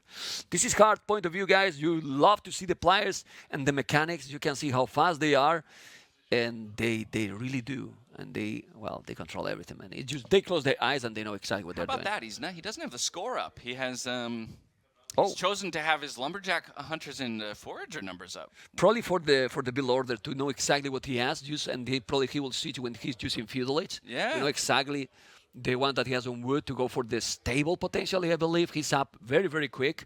Let's go now to check Andy point of view, and he's up even quicker. I think he has no loom.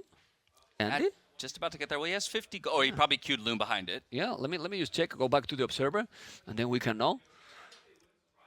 Oh, 40. He already has it. Okay, he has the loom. How fast it is. Wow, what a fast build. Yeah. Well, they're both up at the same time. This is the issue True. when you are switching the POV. You don't realize exactly how fast both are, and they are exactly the same. One is gonna go stable, and the other.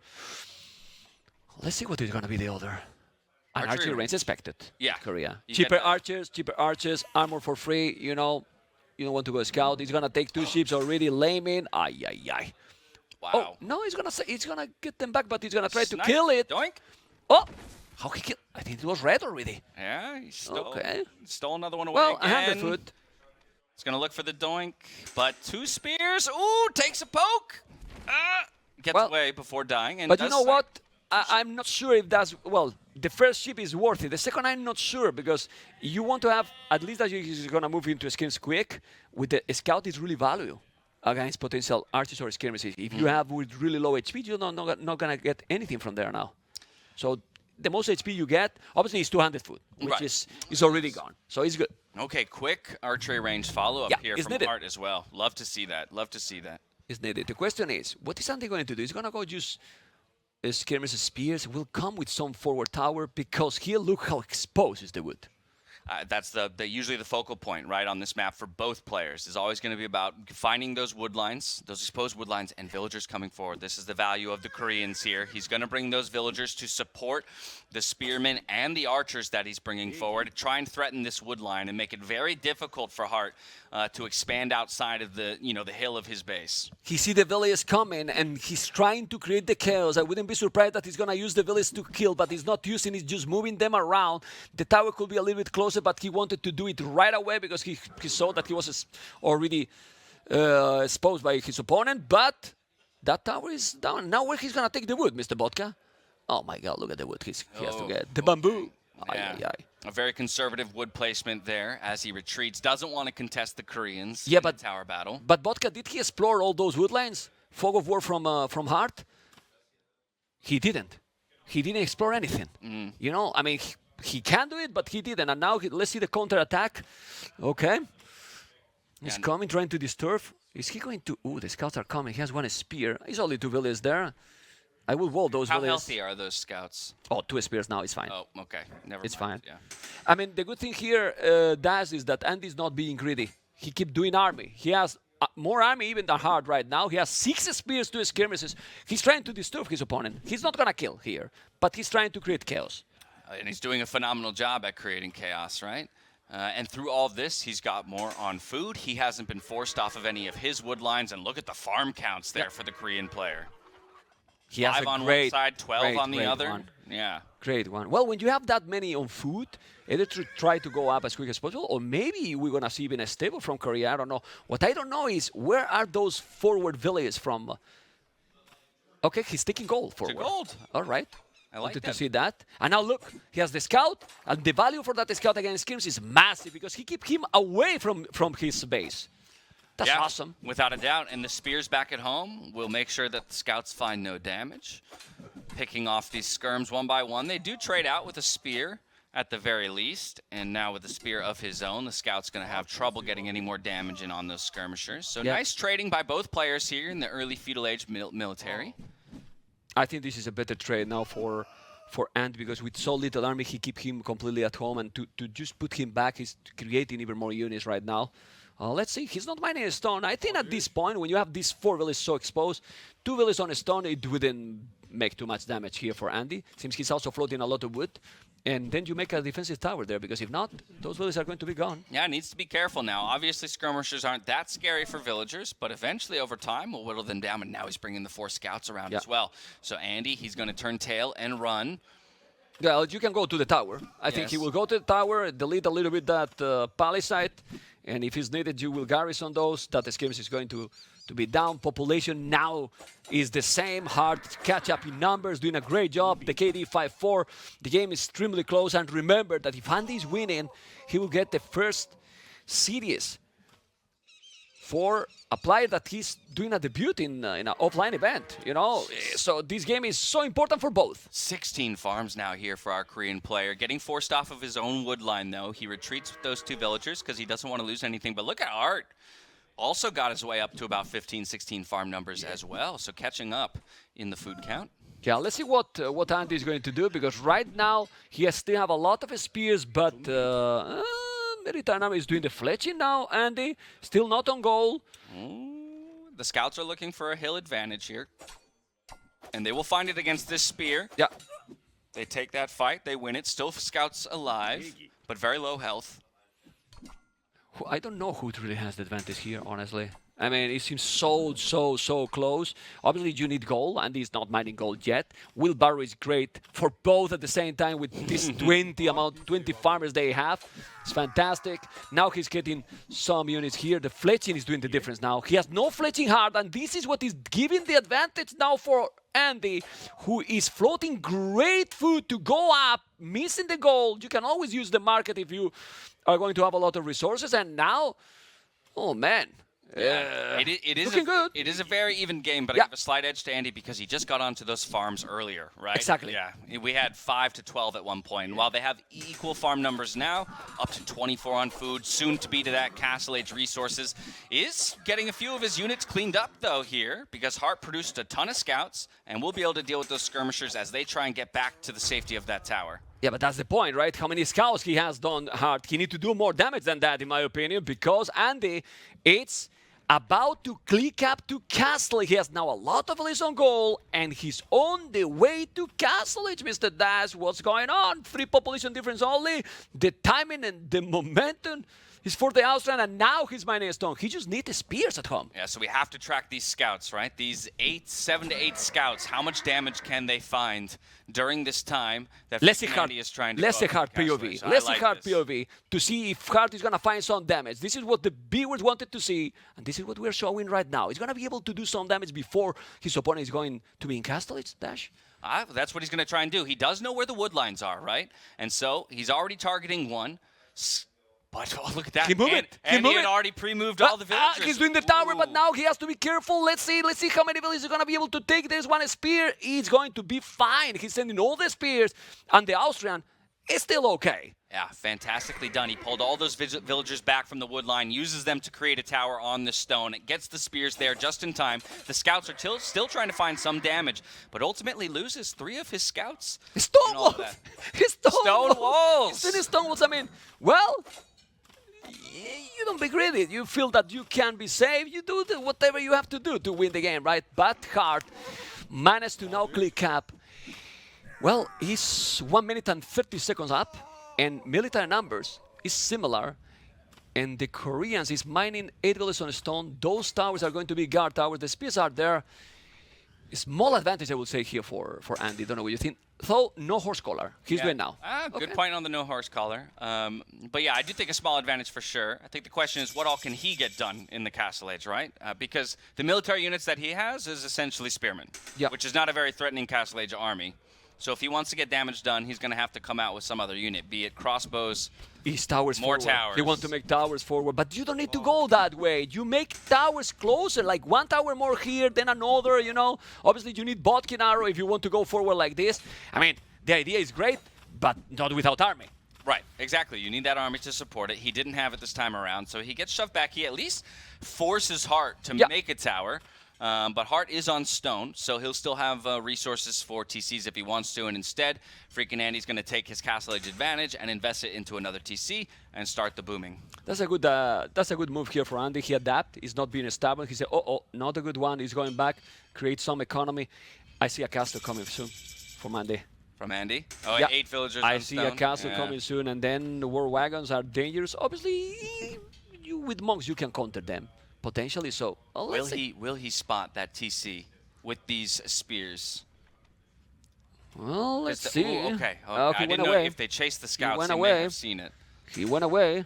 Right now, he still have this tower here, and he's gonna be there for a long time. Botkinaro already. 51 population for both.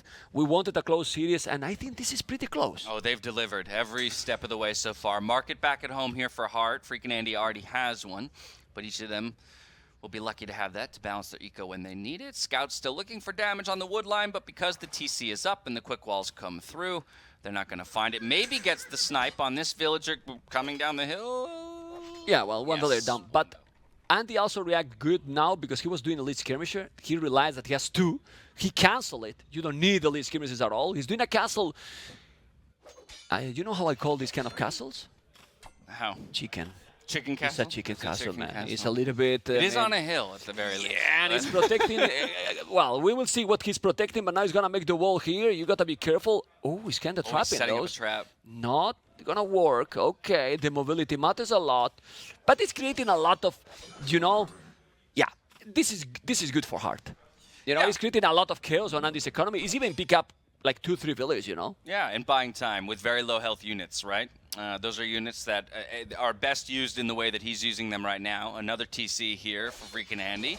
Extending forward a little bit. We just saw a castle placement as well for Hearttt to protect that forward TC of his. I mean, well, I don't like that castle either because that TC, he can now make siege workshop or put a tower and that TC is not protected. You know why I don't like the castle from Hearttt? Tell me. Because it makes the chicken castle not such Irrelevant, a bad castle. right? Yeah, now it's good castle. Now it's a pretty good castle. Now look at the tower. It's close. The tower is coming. The war wagons Yeah. are coming. There's a monk. He has to be careful. You don't want to get converted. That's the problem with the war wagons. They are slow, and the monks are perfect counter. But if you go forward with towers and war wagons, what you can do to kill those? You're gonna get all the map control. It's going to be a really tough position because, yeah, the towers will deal with the monks, and then the war wagons, when there are no monks around, can dive under TCs and just have their way with villagers. Another TC expansion here for Hearttt over to the left-hand side might get spotted by these war wagons, and it's only 4 villagers. 2 war wagons can do some real damage here. Well, he denied that, right? Okay. Denied it for a moment. The 2 monks come over, though, and will force the war wagons away, but the skirmishers now... If he killed with the skirms, is huge value now. He's going to... Oh, he's healing with the other monk! Yeah, but now he's going to kill with the wagons, right? Oh. Let's go. Ooh, he took both, and now he can make that TC. The TC will go up. Yeah. But he does lose both monks and a villager in order to make it happen, and the war wagon mass continues. Ghoulems at the moment is the play, along with skirmishers here for Hearttt. Is the monks we can hit. Look how tanky they are. And they are +2 armor for free dash. That's so gross. As well, so my goodness. Oh, this is the angry face. That's the Hey, angry take a note. Okay. Yeah. Oh, he's losing all these villages here. And he didn't lose because of the tower. Just look at, there was 4 villages, it's only 2 left. Mm-hmm. Well, and he lost 7 villages. So good finds, but still has a 4 villager lead here for freaking Andy, and small military lead as well in the numbers. He's going to get some outposts out. Love to see players using outposts more and more these days to make sure that they're aware of what their opponent's movements are. University. Ooh, ballistic for the war wagons? I mean, just look how expensive they are and still going with a better economy. Well, more villages. He got heavy blow hard, which is great, but I don't know who has advantage here. It's still a little bit Andy because it seems that he has a better map control. Definitely better map control for sure. Oh, and now those wagons. Mind if he's doing here the ballistic. He doesn't have the wood yet. He can do really a lot of damage. How many monks he got? 3 monks, but I think they are out of position. And now who is doing that the economy is not efficient is Andy. Yeah, 6 war wagons, 7 war wagons with ballistics. Making their way into the back of the base. Ghoulem's trying to do the same and get some raids. It's a very solid raiding unit. But guard towers, if you ever stop... And with ballistic, then Yeah. very, very hard. What about those war wagons? Are doing some damages on... this can the accuracy without ballistic is terrible, Yeah. Need the ballistic right away. Okay. That's all right. Ballistics is just about 20 seconds away from being... 5 seconds away from being complete. And then maybe he decides to run back in with those war wagons and look for more damage. Heartt's doing a really great job of expanding his eco up to the northern side and still taking a decent amount of the map. But freaking Andy with control of about 60% of it at the moment. This is where I typically check back in with the food count. And Hearttt, 30 on food, 20 on food for freaking Andy. So if it does make it to the Imperial Age, it may be the Hindustanis who get there first. But there's one advantage in that regard here for Andy. What food units he's doing? All right, he's making wood and gold, right? Yeah, exactly. And then at that point, he's doing camels, more or less. He's kind of compensate the lack of farms, right? He's doing another tower, but again, the castle is defensive. He's forcing him to defend there. So, as you mentioned, he need to go up to Imperial quicker than Andy. Otherwise, how you counter him back? Yeah, it's going to be incredibly difficult. At least he's finding solid engagements with the camels against the war wagons. If they're able to close the distance, they can do decent damage to them. Yeah, but check the resources now for Andy. He's starting to flow those resources to go up. And if he's getting there, oh my God, this raid at home with the wagons taking some more villages. And now he converted 2 as well, but check the population. And he's investing even more into the camels. Yeah, only 100 his food opponent? in the bank. And he's going to go ahead and use the market to get himself to those Imperial Age resources. Gets there, hits the Imperial Age button. Ooh. So with that forward position and that one castle, he can launch an attack on 2 different castles. It wasn't that chicken, right? It wasn't a chicken. It was a 5-head castle. You know how many times I'm gonna say chicken castle in the tournament anymore? You know, see, you know, never a guy. What's the opposite of a chicken castle? Well, a bowl? I don't know. A crazy one, right? A crazy one. A crazy chicken castle. He finds the stone, which is also great. Even if he's not taking, I mean, he doesn't let him take the stone. It's now going away. What is going to be the transition here for Andy? Because you don't go Arbalest, he has the Gulams. Just keep war wagons and traps, probably. No? Well, you only have one castle, though, and so you can't be producing war wagons and trebs at the same time. So actually, maybe you do have to go into... Cannoneers, maybe. Chemistry and hand cannoneers. I like that. I like that. Could go that. Let's see. Well, hand cannoneers are great against camels too, right? Yeah. So. Yeah, but look at the economy from Hindustan. It's for Hearttt. It's going to go up. Hearttt is still in the game. Is on the way to Imperial. Only 1 minute and 40 seconds. Well, it's a lot, but if he has 2 castles, I don't think Andy is gonna be in time to take both down. Exactly. The double castle position will give him a lot of time. Even though he will be on the defensive. There's the Siege Workshop. I would look for the Chemistry Click as soon as we make it to the Imperial Age. Oh man, the upgrades for the towers already. It's going to be 2 extra range with the Upson, or whatever it's called, you know? Yep, Sung, I think. I love you too. Yeah.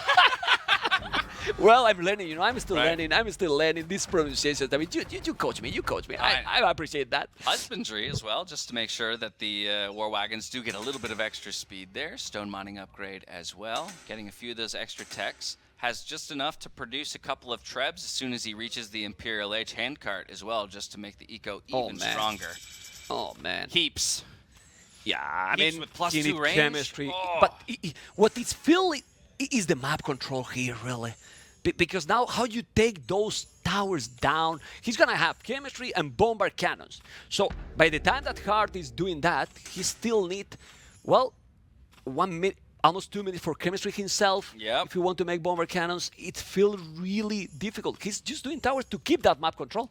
And he teched into skirmishers, right? So he doesn't even really have a good unit to target the trebs of his opponent, right? So when Andy's, you know, like you need either a bunch of camels or a bunch of Gulams to be able to get in there and start to threaten those trebs. First treb is on the field and going to start working away on those castles. Well, let's see if Andy's going to be able to close this series. Honestly, I'm kind of impressed because I think both are playing really nice, but I really thought that Hearttt was the I would say not clear, but it was the favorite here after yesterday's performance. After yesterday's performance, I agree. However, I would say that once we saw the draft, I thought 3 maps favored Andy, and Andy even say that he loved the civilization, right? Anyway, the game is not over.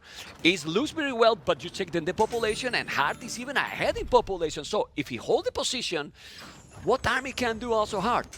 Well, the hand cannoneer from Hindustanis are no joke. No, that's a very good point. Block printing and chemistry bracer as well for those skirmishers.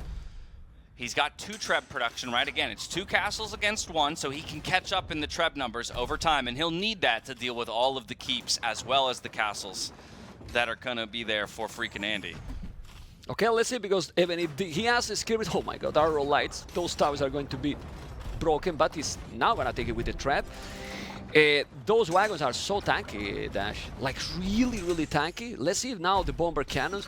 The problem for Korea here is that it's so expensive units, so expensive what he's using right now, and you can tell by the amount of army Andy has, only 20. Yeah, a little bit of a game pause, so a breather for us as viewers as well to kind of think about what strategies they might go for next. I do wonder if freaking Andy needs to think about some raiding units. I don't know if he has the economy to support additional raiding units, not yet. Might be something he considers in the future. Yeah, well, this castle is crucial to be down. He's going to take it. I feel he's going to take it. He has bomber cannons there. I don't know if he did siege engineer. I think he didn't. Not yet, I don't really think. Important. No. He doesn't have, now that threat with it is in danger, he still have huge amount of skirmishers. So he can't really go with the wagons and monks there. With a good micro, he can convert everything. He has to be careful. This is a lot of army, Dash. Yeah, back up to the safety of the towers, though. What did we say? Towers are the perfect counter to the monks. And he gets the bombard cannon back just in time. Villager can go ahead and repair that one up, but he does lose one of the 2. there, and the skirmishers will now retreat back to some safety. But one castle has already fallen. Yeah, I wonder, I think he doesn't have redemption. He did block print him to convert the wagons, but I don't remember that Hearttt resists redemption. Very expensive armor, and probably will be very, very good here against the bomber cannon, since he's not doing bomber cannons himself yet. Military numbers is still in favor to Hearttt. But the army looks stronger for Andy. I don't know. What do you think? Bosa, masonry, heavy All plow. average, So yeah. Andy's now preparing for maybe a very long game. Redemption. Redemption, Okay. handcart. And we have a lead skirmisher now for the Green player, so it could just be skirms v skirms, right? I don't need to make any more war wagons if all you're going to produce is skirms. Thambrin on the way as well, but he's gonna take the second castle. So with bomber cannons, Trebuchet, maybe you just need to go slowly with towers. Going forward with towers, but how much stone got Andy in the bank? Not too many, not too many, not too enough, many. and no villages Yeah. on stone. Another snipe onto the bombard cannons there With from the skins? skirmishers. Yeah, doing a really good job at that. The war wagons are not in a position to take any fights, and the villagers are trying desperately to repair those trebuchets up. It's a trebuchet battle, but this castle just might go down in another volley here from the 3 trebuchets. That will be the final castle position lost here for Hearttt. Castle is down. Now let's see those skirmishes. I don't know if we still see Onagers because also he has redemption. So no, he's just going with the towers. He need to put more towers. He might buy. He has 2,000 stone, Andy, so he can buy. Sorry, it's 2,000 gold, so he can buy a stone. And those are still only skirmishes. Now finally bomber cannon. Hearttt is still defending like a beast. Oh yeah, I mean the KD, it's actually still well in favor of freaking Andy, but creeping ever closer for Hearttt. He took the bomber cannon with the trebuchet. He took the bomber cannon with the trebuchet. Oh man, and he keep going with the towers in the north. He's getting forward and forward. And with the, if he take the traps, I don't know how Hearttt can come back because he has no castles left. He's creeping forward with those towers and the war wagons. We see the tech switch coming in for Hearttt. He thinks he needs to get some cavalry into the fray in order to deal with all these skirmishers as well, since all he has is skirmishers of his own. The monks are trying to rotate over and get some conversions as well, but it's only going to be conversions onto skirmishers at the very least. The war wagons are now putting damage onto the economy and raiding over to the left-hand side. No castles to defend at all. It looks like freaking Andy may have found his moment to push to victory. Yeah, look at the population now, and the military number dash is getting closer, 32-30. The trebuchet is still alive, but for how long? He's gonna lose that one. He's gonna lose. He lost it. Only 2 trebuchet, another tower, but that tower is down, is still raiding, and the population is exploding from the Austrian, ladies and gentlemen, and he's getting really, really close. But Hearttt is even converting the bomber cannons. He's trying everything he can. 180 top to 150, so it's a definite advantage here for freaking Andy, but Hearttt can't give this one up if he wants to stay in the series. Down 1-2, needs to put 2 together in a row. It's skirmishers, monks, and trebuchets. That's all he has to work with right now, and it's not easy up against those keeps, but the trebuchets will target those keeps and try and take them down. What is this, man? Full retreat. Can we zoom out? Bot can click how many towers Andy has in the map. We need to see how many towers he has. Well, that's in that area, but if we zoom out a little bit, it's 5, what, like 6, 7. Okay, 8, 9 towers. 9 towers. A lot of towers, all in the same area, getting all the resources, and except Hearttt on the right side that he got some resources sneak. And he has what, 70% of the map, pretty much. And Yeah. but population, though. It's a lot of villages from Heartt's Andy. raiding, so Yeah, I think, he's got stables forward. He's going to look for some raids. Not ready to give it up just yet. While he's getting pushed on the left, he's going to try and push on the right, and he actually got a castle position up at home as well on the hill to try and slow this down. If he can deal some eco damage without Andy having a response, maybe he can find a way back in it, but it's an uphill battle for sure. I don't think this is possible to happen because check the resources, 1,000 almost stone, 2,000 gold. It's true that military numbers is dropping. Now he's doing a barrack. He needs towers at home. He needs towers at home with the stone he has. Few towers at home, he will be fine. But in front, he's still gonna be able to take it. Ooh, Andy is dropping his army dramatically fast, so he's gonna be able. But the towers are happening. With the towers, you are fine. Only 15 military on the field, though, like Yeah. you just said, Mem. So he's going to have to get more units out there while he's trying to deal with the raids at home. I think the towers is the good call. Yes, halberdiers are fantastic, but you're going to have to spend time chasing those light cav around, going forward to steal the farms. He's still in the front because he can. Population is dropping and dropping. Hearttt 134. Andy is still with a very healthy 170. The skirmish is trying to kill more and more bomber cannons. But what he's going away is not for the skirmish, it's for the monks right now. So I don't see how Hearttt can come back now. Yeah, great one, great one, and you can feel it. You can feel it that Andy is feeling that he's getting the series with 166 population, 118. GG Cole, 3-1 for Andy. What an incredible showing! He gets his first set win at a massive S-tier LAN tournament, and the handshake, the love between the two players. It was a hard-fought battle. To get it done on your opponent's home map, too. Don't even let him get to the 5th map. That's what you like to see. Impressive. Very impressive. Very impressive. I didn't see this coming, honestly. Actually, all 3 of his victories were so interesting. It was the forward dock. That was fantastic, yeah. Was fantastic. Then it was the defense against the tower push against Teutons on Canberra. Oh, that was brutal. Genius. That was genius, yeah. And then the Koreans pick, which we didn't even necessarily expect, right? We were thinking maybe the Georgians. They didn't see. We were looking like, okay. Exactly. And then he shows us the value of that pick by utilizing the towers properly. I think all 3 wins, again, as you said, they showcased the strengths of each player. Yeah, I mean, I thought that Hearttt was going to win. Really, and well, it was more strategy all. And then in the last game, he tried to create the chaos with the forward tower because he saw in the one with the Mongols that you don't want to play in a meta game, let's say. Yeah. You want to make something different, right? Absolutely. Yeah. I mean, it was an incredible series. Very, very exciting. I think we're going to go. I'm going to go for. You want to go for the interview? Get a word with freaking Andy? Yeah. By all means, my friend.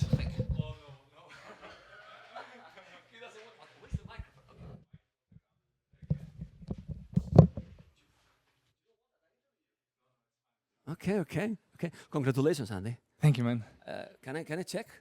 Oh my God! So he didn't lie, right? I think viewers loved it. No, he didn't lie, right? No. Okay. I was like, there were moments I was feeling my heart beating so fast. It was crazy. The most popular question, that is how you feel, you already answer. So all good, right? Did you expect to win this way? Because it was a solid victory. Obviously, I didn't expect it, but well, after the draft, I was pretty confident, honestly. I said in the stream, sorry, I spotted, but that you came to me and told me, ma'am, I like my draft a lot. Why you liked your draft a lot? I feel like I had good matchups on. Like I knew exactly where he wanted to pick Teutons, where he wants to pick Armenians, stuff like that, and I kind of knew what he wants to do, right? Like fast castle Armenians, and then like warrior priests or light cav, stuff like that.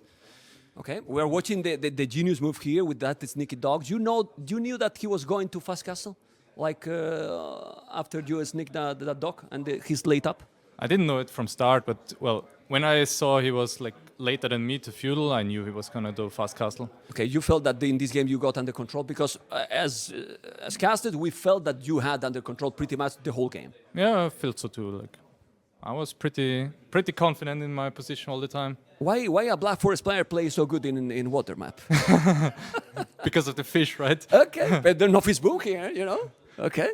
Too risky to do fish traps. There was a moment there that you could lose this advantage because the advantage here was pretty much the fishing ships, but you didn't feel then that it was too much damage, right? I mean, I still get like 10 vills when I get the imp, right? That's a huge boost after. And as soon as I got the castle up in the middle, I knew it was completely over. And also the other castle that you're going to make a little bit after this one, it felt that also created the complete chaos on his economy, right? Like even if it's going down fast, you know, it just he has to remove his whole, move his whole. Your favorite map? Arabia, right? Arabia, your favorite map, right? What happened in Arabia? Because it's the map that we have seen that, Mongols, too early aggression, and you saw him coming. I saw him coming. Well, the first defense was fine, I guess, but it's so hard to defend with 3 woodlands forward and against an aggression save, like. But when I resigned, I checked the pop. It was actually not over, right? Nope. I could have actually won it, I guess. Well, I don't know if win or not because you were adapting with so many villages on goal. I was surprised that you resigned because you are usually trying hard. which is fine. You know, it's the way to go. But still, your echo was really disadvantaged. You got the population, but with all these ratings, it was, I think, 3,000 resources more for your opponent. Do you think you could do something else? Because when you lost these monks, you just quit. Yeah, I felt like if I get 1-2 conversions there, I'm still fine. Like I'm 8 wheels ahead, right? And I have the monastery, which gives me an eco boost. Oh, I should be fine. explain this game. I'm not gonna make any question. This game, it was insane. Just explain your process when he come in and then you trap everything. Go for it. Well, it's gonna happen soon, but you know. He picks students, right? He wants to deny my monks, and he wants to tower rush. Like I kind of knew it. I have a good uptime, and I have better eco behind, so I was like, if I just fight the towers, I'm completely fine because I have better eco, as I said. But I mean, I just want to see the move. You know, it's gonna happen. I believe that it's gonna be in the replay. You are enjoying clip. watching the replay, right? Yeah, of course I You are do. enjoying, right? I was, maybe I was laughing on cam as well when I trapped him. You did. I think so. There has been a tweet with some of your face that you were looking that you were going to kill someone, man. You're so aggressive. Relax, I man. have to try hard, man. Okay. Let's see. I mean, the move is about to happen. Yeah. Now you make a couple of gates here. You're gonna trap everything there. That was. Did you feel here that okay, this game I cannot lose it, or it's a game for me to lose? How you feel at that moment here? Because it was so much happening. Honestly, when I saw he didn't talk in Dark Age, I just have 4 economy units more all game. So I knew I just have to play it kind of safe and it's fine, right? I have to trade 1 for 1 villagers, 1 for 1 tower, and I'm completely fine. Okay, well, you can see here that the multi-attack is real. The quick walling. You want that they keep telling you the quick wall guy, right? Yeah, of Because course here- I want. Okay. And then there was a big battles here for these towers. How hard is to control all these villages? Because there was a lot of villages with low HP, and you were managing to dodge the arrows in most of them. Well, I lost a lot as well, no? Yeah, well, Could have been better, but yeah, obviously it's super hard. I have to It's so difficult. ride diagonal to the tower all the time so it doesn't get hit. And it's feeling too different, you know, being here, playing that being at home. Or you kinda... I'm fine. I'm now. fine, right? Well, you don't look too fun there, you know? You know? Doesn't look too fun there, you know? Too fine, you know? Anyway, this game, Korea, I was surprised for the civilization choice here, you know? Not because it's a bad one, you know? Did you expect that he picked Hindustanis? Well, before the draft, I thought he's gonna pick Mongols on this and Hindustan and Arabia, but well, when he Not the picked Slav? He got the Slavs, no? No, he got Burmese as last. Ah, pick. Burmese, okay. I had Slav still. You got the Slavs. So that was me surprised. I thought that you were going to pick Slavs here. You thought this one is better for this map? I was like, I feel like I can put better aggression with Koreans, and he will likely go Kef archers, stuff like that with Hindustani maybe. So just avoid the pressure with towers, forward myself, and But just this play it safe. is crazy, right? Because you see that you're doing units that are so expensive. Because World Ones are expensive, and But they are great. they are great. I'm not telling that they are not great, but manage also with those expensive units to be up to Imperial quicker. It's all because of this aggression makes that he has to invest a lot more to counter your units. Well, it's always good to put the aggression games. Like the one that attacks is mostly ahead, I would say. What is the difference, in your opinion, with the series you played against Tatot in your performance today? What you did different that you feel, okay, if I done this yesterday, it would be better. You have changed something today? This game is so complex. Like you do 1-2 mistakes and it just The snowballs. game is snowball, right? And well, Tato is crazy. Okay. Well, And Hearttt played well as well, but I feel like his draft was just worse than mine. And after this win, just series by series, but what are your goals here in the tournament? Probably you have said already, but since I couldn't watch yesterday. Well, I guess I want to win another set, so I think with 2 wins, it's likely to go Playoffs? 7-8, right? But with 1 win, I'm still down. Okay. Any preference or someone that you want to avoid? Well, not Hera, but else it's fine. But I guess I won't get him, so it's fine. Okay. Well, anyway, I don't know if we are going to continue with the previous series. Well, congratulations, Andy. I think it has been a great performance, and Thank you, man. and well, good luck in the rest of the tournament. Thanks. Now I have to cast, I believe. You cast now. Oh my God! Then go for it. Thank you, man. Congratulations.